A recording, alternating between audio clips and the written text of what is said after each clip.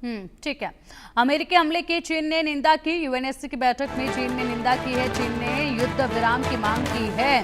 तो चीन अब युद्ध विराम की मांग कर रहा है। इससे पहले चेतावनी जो है वो अमेरिका को दे रहा था और ऐसे में चीन ने केवल निंदा ही यहाँ पर की है, लेकिन किसी भी तरीके से आगे एक भी बयान नहीं दिया है।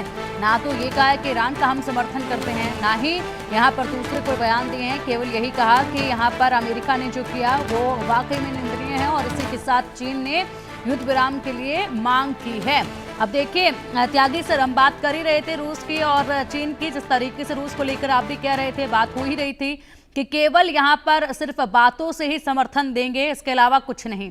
चीन भी लगातार धमकी दे रहा था कि अगर अमेरिका इसी तरीके से करता रहा तो हालात खराब होंगे, लेकिन अब जब अमेरिका अटैक कर चुका है तो केवल उसकी निंदा ही की गई है। समर्थन को लेकर भी कुछ नहीं कहा गया और यही कहा गया कि युद्ध विराम हो।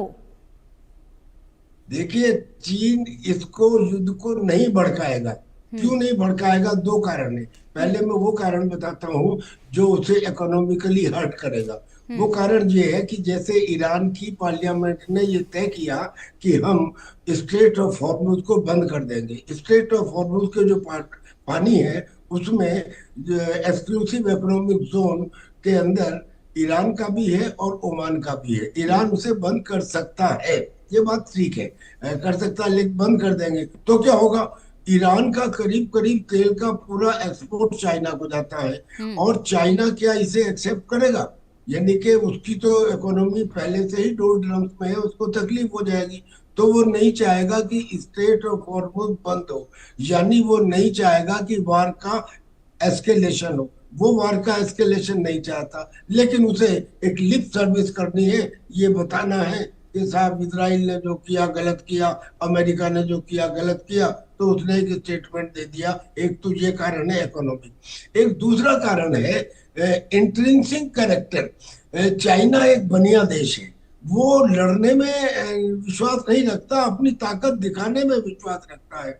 अगर उसके अंदर युद्ध को पलटने की क्षमता रही होती तो आज इतने दिनों से वो अपने छोटे से ताइवान के ऊपर युद्ध करके कब्जा नहीं कर सका। हर समय यही रहा कि देखता हूँ, सोचता हूँ, इरादे बांधता हूँ, तोड़ देता हूँ, कहीं ऐसा ना हो जाए, कहीं वैसा ना हो जाए, कहीं अमेरिका ना आ जाए, कहीं ऑस्ट्रेलिया और जापान ना आ जाए। यानी कि आज तक वो ताइवान के ऊपर डिसीजन नहीं ले सका।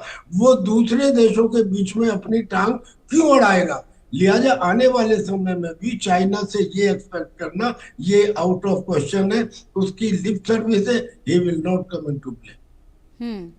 बिल्कुल सही कह रहे हैं सर आप। और ऐसे में कई सारी महत्वपूर्ण बैठकें होनी हैं। फिलहाल देखना ये होगा कि रूस में जो आज महत्वपूर्ण वार्ता होनी है उस पर क्या कुछ नतीजे सामने आते हैं, क्या कुछ पुतिन वहां पर आश्वासन देकर भेजते हैं ईरान को वापस, और इसी के साथ आने वाले वक्त में तस्वीरें क्या होंगी। महत्वपूर्ण दिन है आज का, क्योंकि बैठकें कई सारी होनी है, बड़ी जानकारियां सामने आने वाली हैं।